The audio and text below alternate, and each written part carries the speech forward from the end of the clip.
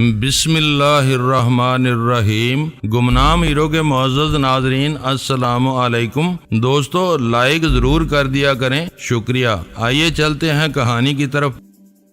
میں شہر کے وسطی حصے کو چھوڑ کر خود ہی اپنے دشمن کی کچھار کے نزدیک جا پہنچا تھا۔ اس نے اپنے علاقے میں میری موجودگی کا یقین ہوتے ہی گفتگو کو طول دینے کی کوشش کی تھی تاکہ اس دوران میں اس کا کوئی خونخوار کارندہ میرے سر پر پہنچ کر میری گردن دبوچ سکے۔ غنیمت یہ تھا کہ اس وقت میری کھوپڑی پر برف نہیں جمی ہوئی تھی، مجھے اصل خطرے کا ذرا بھی ادراک نہیں تھا۔ پھر بھی میں نے اس کی طول پکڑتی ہوئی گفتگو سے یہ بھانپ لیا کہ وہ مجھے باتوں میں الجھا کر وقت حاصل کرنے کی کوشش کر رہا ہے۔ یہ احساس ہوتے ہی میں فون بند کر کے وہاں سے کھسک لیا۔ شیام ناتھ کے مختصر بے ترتیب اور بکھرے ہوئے کمرے میں بدری ناتھ سے گفتگو کرنے کے بعد اندازہ ہو رہا تھا کہ پچھلی رات میں نے اپنی جبلی محتاط روی کی بنا پر کتنے بڑے خطرے کو ٹالا تھا۔ اس سے مل کر مجھے اندازہ ہوا کہ وہ بہت ذہین اور مکار دشمن ہے۔ پتہ سمجھانے کے بعد بدری ناتھ کہنے لگا کہ وہ میری بدلتی ہوئی ذہنی کیفیات سے یکسر بے خبر تھا۔ میرا اب تک کا تجربہ یہ بتاتا ہے کہ اس کی ساری خوبیوں پر اس کی ایک خامی بہت بری طرح حاوی ہے اور وہی اسے لے ڈوبے گی۔ میں نے اپنے خیالات کی روح سے نکل کر جواب دیا، تم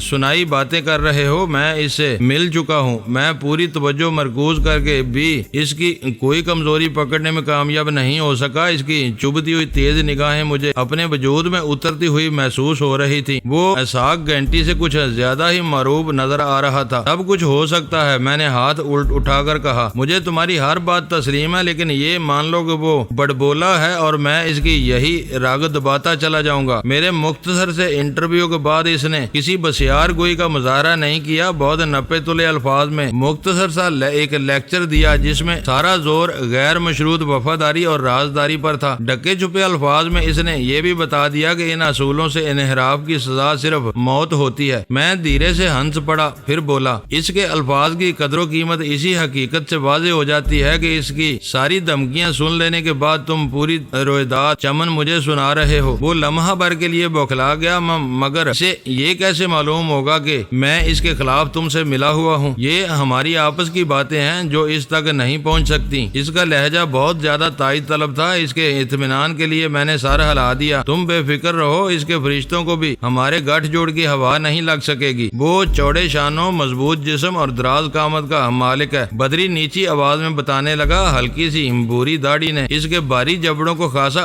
خوفناک بنا دیا ہے۔ داڑھی اس کے چہرے سے حلق تک پھیلی ہوئی ہے۔ یہودیوں کی داڑھی ایسی ہی ہوتی ہے۔ کٹر یہودی چہرے کے نچلے حصے کے بالوں پر اس طرح نہیں لگاتے، اپنے اسی امتیاز کی وجہ سے وہ مسلمانوں سے الگ پہچانے جاتے ہیں۔ اوہ، وہ چونک کر بولا، میں بھول ہی گیا تھا کہ تم لوگ یہودیوں سے نفرت کرتے ہو۔ بدری کا وہ بے ساختہ تبصرہ سن کر مجھے افسوس ہوا کہ میں نے کیوں آئزک کے یہودی ہونے کا ذکر چھیڑا تھا۔ مان سے نکلا ہوا تیر اور زبان سے ادا کیے ہوئے الفاظ کی واپسی کسی طرح ممکن نہیں ہوتی۔ میں نے بات نبھانے کے لیے جلدی سے کہا، پاکستان میں لاکھوں نہیں تو ہزاروں یہودی بے خوف و خطر رہتے ہیں، یہودیوں سے کوئی نفرت نہیں کرتا۔ ساری نفرت توسیع پسندی اور دہشت گردی کے خلاف ہے۔ تمہیں معلوم ہے کہ ڈیوڈ اسٹارز کس مشن پر کام کر رہے ہیں؟ عالمی سلطنت کا خواب ہر دور میں دیکھا جاتا رہا ہے، اور پھر یہ بیچارے تو صدیوں ذلیل و خوار ہو کر در بے در مارے پھرتے رہے ہیں۔ وہ ان حقائق سے بے خبر نہیں تھا۔ دھیمی آواز میں کہتا رہا، اپنے حسب نسب کو چھپا کر انہوں نے اپنی بقا کی جنگ لڑی تھی۔ اگر ہٹلر نے دنیا کو تاراج کرنے کی دھن میں ان پر روح فرسا مظالم نہ ڈائے ہوتے تو شاید آج دنیا سے صہیونیت کا نام و نشان تک مٹ چکا ہوتا۔ ہٹلر کے مظالم کی کہانیاں بڑھا چڑھا کر پھیلائی گئیں۔ ہٹلر سے نفرت کا سارا ثمر یہودیوں نے سمیٹا۔ آج انہوں نے رفتہ رفتہ اتنی قوت حاصل کر لی ہے کہ وہ کچھ بھی سوچ سکتے ہیں۔ دنیا میں ہر شخص کو اپنی بھلائی کے لیے سوچنے کا حق حاصل ہے، مگر دوسرے کو نیست و نابود کر کے ان کی راکھ اور ہڈیوں پر اپنا محل تعمیر کرنے کی خواہش رکھنے والوں سے کوئی ہمدردی نہیں کرے گا۔ یہ لوگ یہی سب کرنا چاہ رہے ہیں اور شاید اسی لیے ہم دونوں مل بیٹھے ہیں۔ تم بھول رہے ہو کہ میری اصل بغاوت آئزک بیل کے خلاف نہیں تھی۔ اس نے پوری سنجیدگی سے میری توثیق کر کے مجھے چونکا دیا۔ میری نفرت کا نشانہ نک موڈلے تھا۔ اس نے توہین امیز رویہ اختیار کر کے میری میری جو تذلیل کی اسے میں عمر بھر نہیں بھول سکوں گا۔ یہاں آ کر مجھے سب کچھ بدلا بدلا سا نظر آ رہا ہے۔ بدری کے ان الفاظ پر میرے ذہن کے کسی گوشے میں خطرے کی گھنٹی بج اٹھی۔ میں نے اس کی بات کاٹ کر نرمی سے پوچھا، اگر تم آئزیک بیل کے ساتھ وفادار رہنے کا فیصلہ کر چکے ہو تو میری یہاں موجودگی بے معنی ہو جاتی ہے۔ اس سے پہلے کہ یہاں میرے دشمن پیدا ہوں مجھے واپس لوٹ جانا چاہیے۔ شیر علی، اس نے میرے کاندھے پر ہاتھ رکھ کر نیچی آواز میں کہا، ابھی میں نے کوئی فیصلہ نہیں کیا۔ اتنا ضرور ہے کہ آئزیک بیل جیسے بڑے آدمی کے باوقار سلوک نے میرے زخموں پر مرہم رکھا ہے۔ میں نے اپنا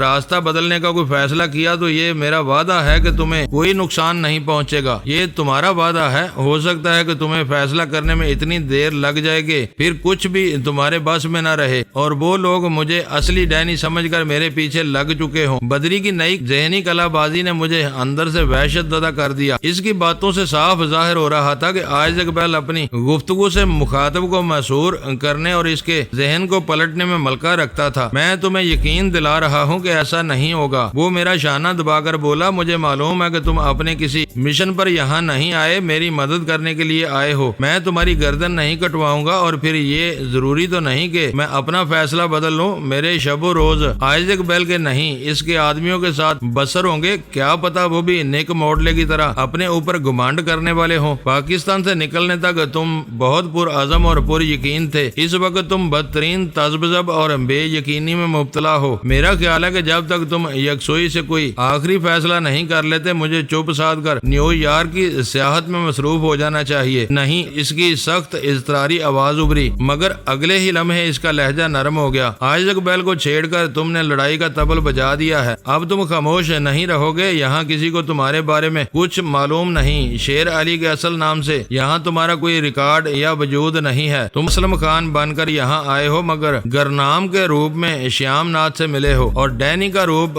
دھار کر آئزیک بیل کو ڈرا رہے ہو۔ یہ کام یوں ہی جاری رہنا چاہیے۔ ان پر ڈینی کے نام کا ایسا ہوا بیٹھا ہوا ہے کہ انہیں اس کی محبوبہ بھی نیو یارک میں نظر آنے لگی ہے۔ پتہ نہیں وہ کس موڈ اور رنگ میں تھا کہ بہت رک رک کر اہم باتوں کا انکشاف کر رہا تھا۔ شاید اس طرح وہ ہر بات اور نقطے پر میرے رد عمل کا اندازہ لگانے کی کوشش کر رہا تھا۔ وقت اور حالات نے اسے میرے ساتھ مل بیٹھنے پر مجبور کر دیا تھا، مگر میں نے یہ حقیقت ایک لمحے کے لیے بھی فراموش نہیں کی تھی کہ وہ بھارتی سیکرٹ سروس را کا ایک منجا ہوا ایجنٹ تھا جسے نامعلوم سازشوں کی آبیاری کے لیے راس المیڈا نے بھارت سے کراچی بلایا تھا، اور اس کے لیے میری حیثیت کراچی کے ایک بے خوف بدماش سے زیادہ نہیں تھی۔ ڈینی کی محبوبہ، اس کے خاموش ہوتے ہی میں نے حیرت سے دہرایا، میں نے تو سنا ہے کہ اب وہ شادی کر کے پارسائی کی زندگی گزار رہا ہے۔ یہ لمبی کہانی ہے جو شاید تمہاری سمجھ میں نہیں آ سکے گی۔ وہ ایک گہرا سانس لے کر بولا، کبھی کبھی پچھلی غلطیاں زندگی بھر کے لیے آدمی کے گلے کا ہار بن جاتی ہیں۔ ویرا لائٹ برسوں سے اس کی داشتہ ہے۔ میں نے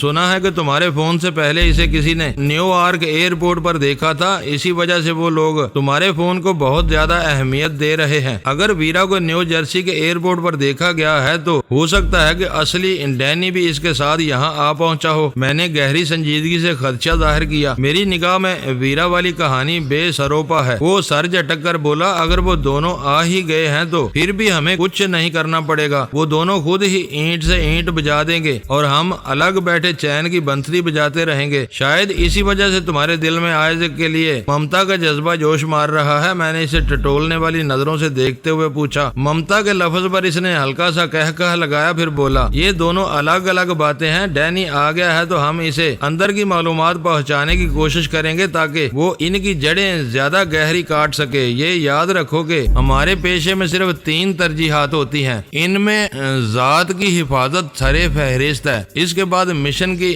رازداری آتی ہے، تیسرے درجے پر دشمن کی موت کی خواہش کار فرما ہوتی ہے۔ اگر ہم خود محفوظ رہ کر اپنے مقاصد حاصل کر سکیں تو ہمیں خطرہ مول لینے کی کیا ضرورت ہے؟ میں نے اس کے آخری سوال کو نظر انداز کر دیا۔ میرا ذہن اس کی بیان کی ہوئی ترجیحات میں الجھ کر رہ گیا تھا۔ میں نے پوچھا، اس کا مطلب ہے کہ کسی مرحلے پر تم پکڑے گئے تو اپنی جان بچانے کے لیے اپنے مقاصد کا اعتراف کرنے کے ساتھ ساتھ میری نشاندہی بھی کر دو گے؟ تم میری بات نہیں سمجھ سکے۔ ذاتی حفاظت کا مطلب جان بچانا نہیں، خود کو دشمن کی تحویل میں جانے سے بچانا ہے۔ ایک سیکرٹ ایجنٹ کے لیے ایسی قید موت سے بدتر ثابت ہوتی ہے۔ کوئی پکڑ ہی لیا جائے تو اس کا مطلب یہ ہوتا ہے کہ وہ اپنی پہلی ترجیح کے حصول میں ناکام رہا ہے۔ اس وقت اس کے سامنے دوسری دوسری ترجیح ہر مقصد سے برتر ہوتی ہے اور وہ جان دے کر بھی مشن کی رازداری کو برقرار رکھنے کی کوشش کرتا ہے۔ شاید تم یقین نہ کرو لیکن میں اپنے کیریئر میں 2 بار پکڑا گیا ہوں، ایک بار سری لنکا میں اور دوسری بار پاکستان میں۔ دونوں جگہ سارے حربے ناکام ہوئے۔ میں ابتدا سے ایک ہی کہانی پر اڑا رہا اور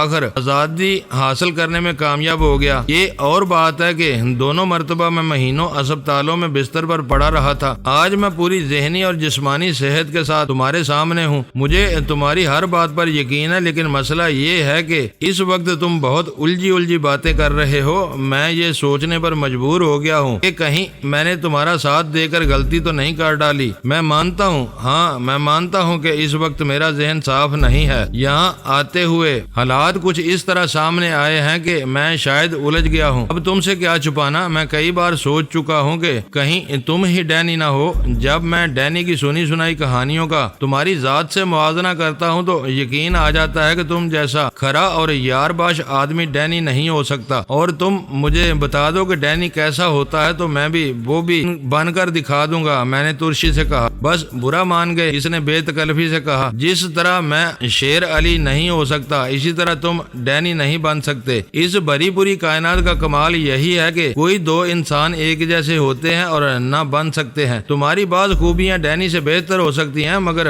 پھر بھی تم خود کو ڈینی نہیں کہہ سکتے۔ تمہارا ذہن صاف ہونے تک میں بس نیو یارک کی سیر کروں گا۔ یہاں فی الحال آئزیک بیل تمہاری نظروں میں ہے اور وہ بہت مشکل شکار ہے۔ میں یہاں سے نکل کر نئے ٹھکانے پر پہنچا تو سب کچھ واضح ہو جائے گا اور خبریں بھی ملنے لگیں گی، مگر میں تم کو کہاں تلاش کرتا پھروں گا؟ ایک دوسرے سے اس طرح بے خبر ہو رہ کر ہم کچھوے کی رفتار بھی حاصل نہیں کر سکیں گے۔ یہ مجبوریاں اسی شہر تک محدود ہیں۔ یہاں سے کلو خلاصی کے بعد میں تم سے رابطے کی کوئی نہ کوئی راہ نکال لوں گا۔ اس بارے میں تمہیں فکر مند نہیں ہونا چاہیے۔ ابھی تک تم نے میرے ٹھکانے کے بارے میں ایک لفظ بھی نہیں پوچھا۔ جب تمہیں میرا ٹھکانہ معلوم نہیں ہوگا تو تم رابطہ کہاں کرو گے؟ میرا لہجہ اس بار احتجاجیہ ہو گیا۔ میں اپنے بارے میں رازداری برتنے پر مجبور ہوں تو مجھے تمہارے بارے میں زیادہ کریدنے کا حق نہیں ہے۔ کل کا دن گزر جانے کے بعد تم شیام سے رابطہ رکھنا، اس سے تمہیں میرا نیا پتہ یا فون نمبر مل جائے گا اور پھر ہم براہ راست بات کر سکیں گے۔ کراچی میں بخشل کی محبوبہ ریشم بخت کے گھر پر بدری ناتھ سے میری پہلی ملاقات ہوئی تو وہ مجھے بہت زیرک اور بے خوف حریف نظر آتا تھا جو اپنے دشمن سے پرپیچ مذاکرات کے فن میں بہت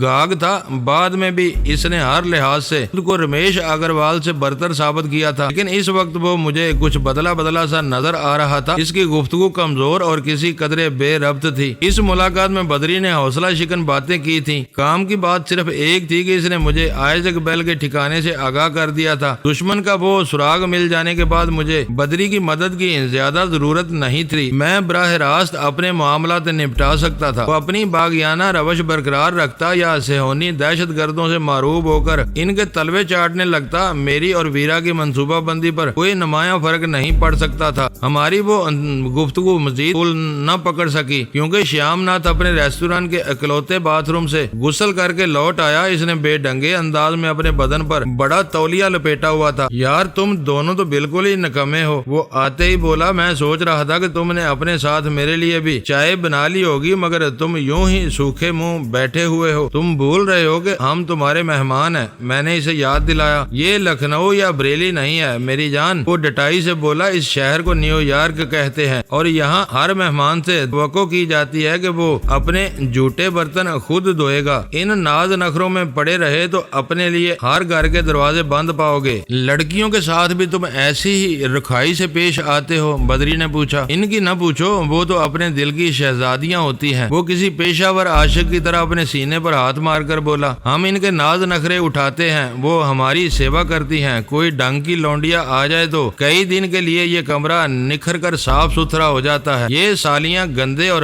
بے پرواہ مردوں پر بری طرح جان چھڑکتی ہیں۔ اس کی زبان چل پڑی تھی۔ میں درمیان میں ہی اٹھ کھڑا ہوا۔ اگلی بار میں کوشش کروں گا کہ کسی لڑکی کے ساتھ یہاں آؤں۔ اس وقت تک کے لیے میری چائے ادھار رہے گی۔ ان دونوں نے پوری گرم جوشی سے مجھے روکنے کی کوششیں کی لیکن میں ایک ضروری ملاقات کا عذر کر کے وہاں سے نکل کھڑا ہوا۔ بدری ناتھ سے آئزیک بیل کے دفتر کے بارے میں جو کچھ معلوم ہوا تھا اس کے سہارے میں کسی نہ کسی طرح اس خبیث تک پہنچ سکتا تھا۔ ان نشانیوں میں اہم ترین بات یہ تھی کہ وہ دفتر نیو یارک کے مشہور زمانہ ورلڈ ٹریڈ سینٹر کے قریب واقع تھا۔ वहाँ थोड़ी सी आवारा गर्दी के बाद आइजैक बेल के दफ्तर की दूसरी निशानियां भी तलाश की जा सकती थी, मगर बेहतर यह था कि ऐसा कोई कदम उठाने से पहले वीरा से मशवरा कर लिया जाता। मैंने श्यामनाथ के होटल या घर से बाहर निकलकर चंद सेकंड तक कुर्बो जवार का जायजा लिया और फिर बुक स्टॉल से खरीदे हुए दोनों अखबार कोट की अंदरूनी जेब में उड़स कर वापस चल दिया। न्यूयॉर्क में बाजारों और दफातर के औकाते कार शुरू हुए काफी देर हो चुकी थी। सड़कों पर ट्रैफिक का हजूम रवां था, लेकिन पोर्ट अथॉरिटी बस टर्मिनल से जरा दूर निकलते ही फुटपाथों पर राहगीरों का कहत नुमाया होना शुरू हो गया। न्यूयॉर्क की एक दूसरे को जाविया कायम पर काटती हुई सड़कों के फुटपाथों पर पैदल चलने वालों की तादाद में कमी बल्कि बेरौनकी का एक नुमाया सबब तो ये है कि वहाँ सड़कों के रुख पर खरीदारी के मराकज या बड़े नुमाइशी शोकेस बनाने का ज्यादा रवाज नहीं है। खरीदार को मतवज्जो करने के लिए ये सारे हरबे कसीरुल मंजिला शॉपिंग मॉल्स में मरकूज हैं और ये मॉल्स इस तरह बनाए गए हैं हकीकी खरीदार या विंडो शॉपिंग का खास इरादा किए बगैर नजर इन जखीरों की रौनक तक नहीं पहुंच पाती। यही वजह है कि खरीदारों की सारी गहमा गहमी इन मॉल्स में होती है। सड़कों के किनारे मटर गश्त करके भांत भांत के नित नई जरूरी और आराइशी एशिया के मुशाहिदों का मजा बस लंदन की ऑक्सफोर्ड स्ट्रीट पर ही है। दूसरा सबब जो वीरा ने बाद में बताया ये था कि खरीदारी के मराकज 42वीं स्ट्रीट से आगे टाइम स्क्वायर और ब्रॉडवे के इतराफ में बिखरे हुए थे, जबकि श्यामनाथ का होटल 40वीं स्ट्रीट पर था और वहां से पेन प्लाजा की तरफ ये रौनकें बहुत तेजी से मादूम होती चली जाती थी, क्योंकि पेन प्लाजा मैनहट्टन के मरकजी हिस्से की आखिरी हद पर वाक़या था। होटल के कमरे में वीरा बेचैनी से मेरी मुंतजर थी। शहरी पर इसका रोज का न्यूयॉर्क टाइम्स बिखरा हुआ था, जो वीरा ने शायद मेरे जाने के बाद तलब किया था। मैंने कमरे में घुसते ही अपने कोट की जेब में से दोनों अखबार निकालकर इसे थमा दिए। मैं न्यूयॉर्क टाइम्स देख चुकी हूँ, इसमें हमारे लिए कोई खतरनाक खबर नहीं छपी। ये बताओ कि बदरी से तुम्हारी मुलाकात कैसी रही? वीरा ने मेरे दिए हुए अखबार एक तरफ उछालते हुए पूछा। इससे आइजैक बेल का पता मिला है। मेरी बात पूरी होने से पहले ही वो फूरे मुसरत से उछल पड़ी, लेकिन मैंने बदस्तूर जूते उतारते हुए अपनी बात जारी रखी। मैं न्यूयॉर्क टाइम्स के साथ न्यूज लाइन भी लाया हूँ। ये ना भूलो कि लंदन में रामा का रोजीनी की लाश मिलने की खबर सिर्फ सन में छपी थी। मगरब में मुसाबकत की दौड़ की वजह से हर अखबार नई खबर छापने के चक्कर में रहता है। जल्दी से न्यूज लाइन पर भी नजर दौड़ा डालो। इसके बाद हम आइजैक बेल के बारे में बात करेंगे। वीरा ने अपने याकूती होंठ बेचकर घुसीली निगाहों से मुझे घूरा। मैं पलकें झपकाकर दोबारा अपने जूतों की तरफ मतवज्जो हो गया। मेरे मूड का अंदाजा करके वीरा को नाचार न्यूज लाइन उठाना पड़ गया। इसमें भी कुछ नहीं है। वीरा खड़े खड़े अखबार का पहला वर्ग उलटते हुए बोली, अगर आइजैक बेल अमेरिकी हुकाम को न्यूयॉर्क में तुम्हारी यानी डैनी की मिसेज रोजी बर्ड, मैंने खुश्क और तलख आवाज में इसे टोका, तुम बार बार ये क्यों भूल जाती हो कि मेरा असल नाम असलम खान है? ये बात हमारे दरमियान बहुत संजीदगी से तय हो चुकी है कि हम भूल कर भी एक दूसरे का नाम बिगाड़ने की कोशिश नहीं करेंगे। ओह सॉरी, इसे फौरन ही अपनी गलती का एहसास हो गया। मैं ये कह रही थी कि अगर इन्हें न्यूयॉर्क में डैनी की मौजूदगी का यकीन दिलाने में कामयाब हो गया तो यहाँ टेलीविजन से अखबारों तक में उदम मच जाएगा। हो सकता है कि अभी वो अपने तौर पर डैनी को घेरने की फिक्र में हो। कोई बात यकीन से नहीं की जा सकती। मैंने कहा, ये तूफान से पहले वाली खतरनाक खामोशी भी हो सकती है। हमने मौत के जबड़ों में हाथ डाल दिया है तो अब फरार की राह इख्तियार नहीं की जा सकती। हमें इस अफरीद की आंतें ही बाहर निकालनी होगी। खुद ऐसी खुली खुली बातें कर रहे हो और मेरे नाम लेने पर भी पाबंदी लगाई हुई है। वीरा ने मुंह बनाकर शिकायती लहजे में कहा, गुफ्तगू उर्दू में हो रही है लेकिन नामों की कोई जुबान नहीं होती। तुम्हारा हिजरज़दा आशिक इटली में रामा का रोजीनी था और जापान में भी इसी नाम से पहचाना जाता। फिर मेरे और तुम्हारे नाम का मसला नहीं रहता। हमें हवाले के लिए भी एक दूसरे के नाम इस्तेमाल नहीं करने चाहिए, बल्कि दुश्मन के लिए भी इसहाक गैंटी बेहतर रहेगा। जरूरी नहीं कि इसको इतनी इज्जत दी जाए। इसहाक या सिर्फ गैंटी से भी बात बन सकती है। अभी तक तुमने बदरी से होने वाली कोई बात नहीं दोहराई, इसने मुझे याद दिलाया। मैंने वीरा को बदरी से हासिल होने वाली मालूमात से आगाह करना शुरू कर दिया। दीगर बातों में इसके लिए ज्यादा दिलचस्पी नहीं थी, मगर इसके ठिकाने की निशानियां सुनते ही वो अपनी याददाश्त पर जोर देकर तायदी लुकमे भी देती रही। मेरे खामोश होने तक कामयाबी के जोश से इसकी आंखें चमकने लगी। सब कुछ बहुत वाज़ेह है, इसने पूरी यकीन लहजे में कहा। बदरी का मुशाहिदा बहुत तेज है। वो वाकई एक तजर्बाकार सीक्रेट एजेंट है। इसने हर वो अहम निशानी नोट की है जो हमें इसहाक के ठिकाने तक पहुंचाने में मददगार साबित ہو سکتی ہے۔ یہ نشانیاں سن کر کوئی بھی مقامی تمہیں بتا سکتا ہے کہ اس کے دفتر کی عمارت کنال اسٹریٹ پر واقع ہوگی۔ اگر تم اتنی ہی پر اعتماد ہو تو ہمیں اسی وقت وہاں پہنچ جانا چاہیے۔ یہ نہ بھولو کہ اس وقت تم کراچی میں نہیں ہو جہاں منہ اٹھا کر ہر اجنبی شہر کی کسی بھی بلڈنگ میں گھس سکتا ہے۔ یہاں چوری چکاری اور ڈکیٹیوں کی وجہ سے ساری عمارات کے صدر دروازے مقفل رہتے ہیں۔ تم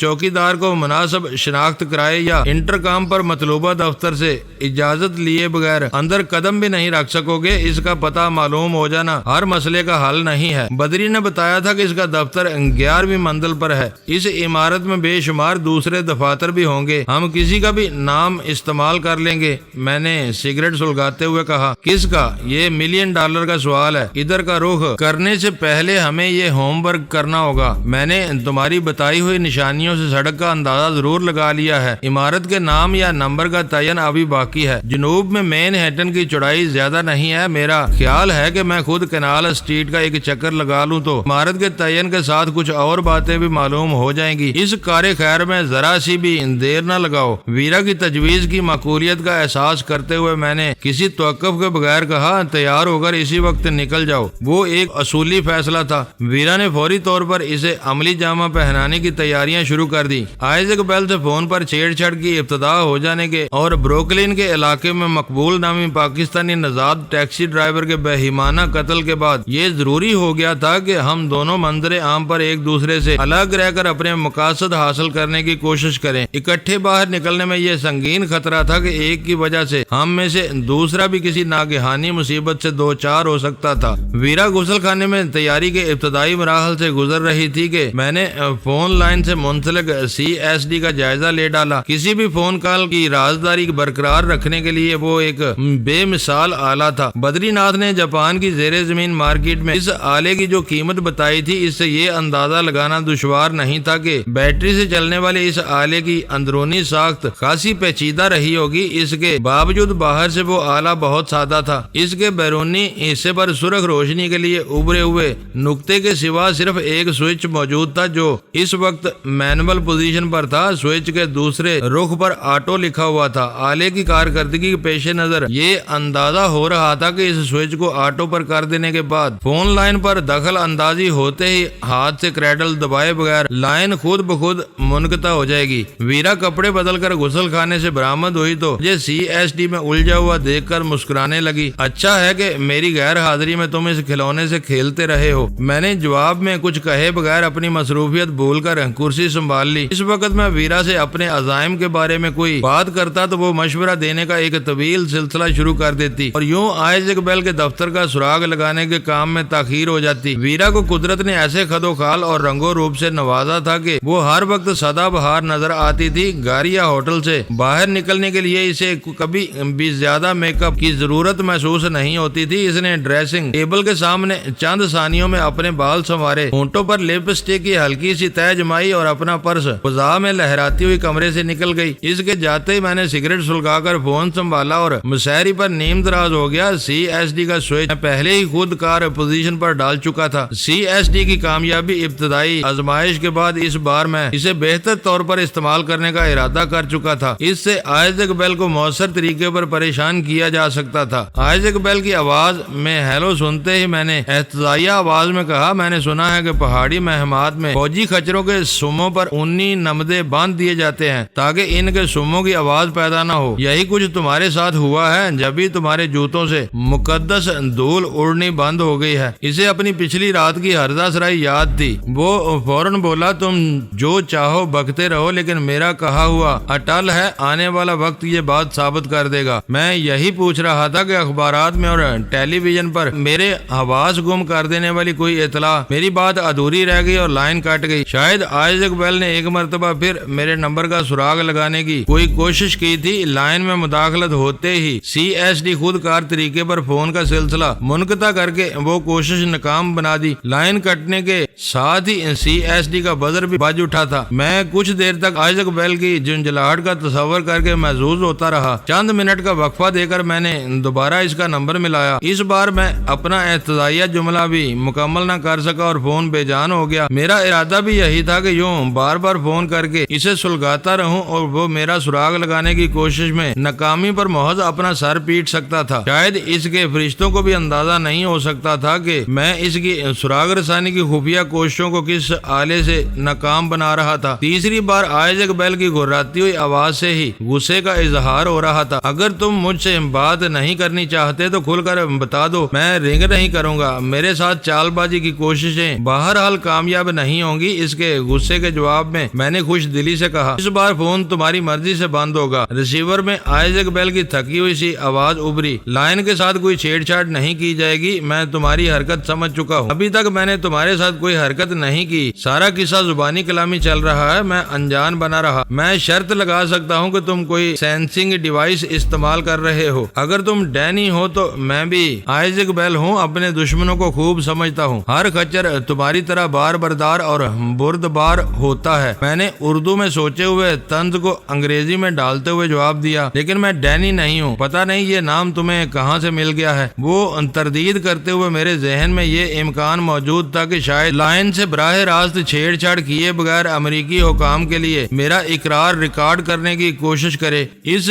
جھوٹی کلا بازی سے تم کیا ثابت کرنا چاہ رہے ہو؟ پچھلی رات تم ڈینی تھے، تمہاری آواز میرے لیے اجنبی نہیں ہے۔ میں نے اس کی بات کاٹ دی، تم اپنی مرضی کے مالک ہو، چاہو تو مجھے ڈینی کے بجائے مریخ کا حکمران بھی قرار دے سکتے ہو، میں تمہارا کیا بگاڑ لوں گا۔ اب شاید تم اس بات سے بھی انکار کرو گے کہ C-130 اغوا کرنے والے کی رہائی کے لیے تم نے ہی مجھے بلیک میل کیا تھا۔ اس کی آواز میں طنز کی تلخی گھلنے لگی۔ یہ کوئی نئی کہانی معلوم ہوتی ہے، میں نے قطعی انجان اور معصوم بن کر کہا۔ میں نے کسی اخبار میں کسی C-130 کے اغوا کے بارے میں نہیں پڑھا۔ بظاہر تم نے اسے رہا کرا لیا ہے۔ اس کی آواز تیز اور اونچی ہو گئی۔ وہ تمہاری عارضی جیت تھی۔ میری یہ بات کہیں لکھ لو کہ وہ انقرہ سے زندہ نہیں نکل سکے گا اور تم اپنے ایک اہم آدمی سے محروم ہو کر اپنے بال نوچتے رہ جاؤ گے۔ میں بڑی حد تک فارغ البال ہوں، بال نوچنے کی ضرورت پڑی تو تمہاری کھوپڑی تلاش کرنی پڑے گی۔ تم انقرہ میں جو چاہو کرتے رہو، مجھے اس سے ذرا بھی دلچسپی نہیں ہے۔ اس وقت پورے نیو یارک میں صرف بلیک ڈیڈ ہی وہ حرام کا بچہ ہے جس کے دل میں ویرا کے لیے کوئی نرم گوشہ موجود ہے۔ شاید تم دونوں اسی کی پناہ میں ہو اور اسی نے تم کو CSD فراہم کی ہے۔ میری مکارانہ باتوں سے اس کا پارا ایک دم چڑھ گیا۔ اس نے اپنی دانش میں مجھے خوفزدہ کرنے کے لیے وہ انکشاف کیا تھا، لیکن اس کی زبان سے بلیک ڈیڈ کا نام سنتے ہی مجھے ہارلم کے اس دادا گیر کی وہ بے رخی یاد آ گئی جو اس نے ویرا کے ساتھ روا رکھی تھی۔ دوستو ویڈیو کو لائک ضرور کر دیا کریں۔ ISI پاک آرمی زندہ باد، پاکستان پائندہ باد۔ معزز ناظرین، اپنا خیال رکھیے گا اور اپنے اس چینل کا بھی شکریہ۔